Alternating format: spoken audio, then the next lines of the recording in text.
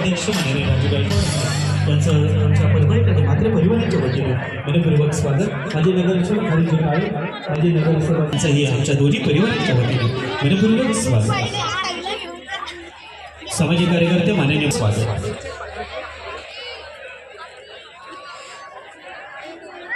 सामाजिक कार्यकर्ते माननीय मंगेश भाऊ सुर्वे यांचं मनपूर्वक स्वागत. माननीय अरुणजी ढोकळे सामाजिक कार्यकर्ते आपलं मनपूर्वक स्वागत. कारण असं वाटत होतं की हे गाणं संपूच नाही, सगळ्यांच्याच हृदयाला ठोका देणारा हा अतिशय सुरेख गीत आपण या ठिकाणी सादर केलं. शिवदेश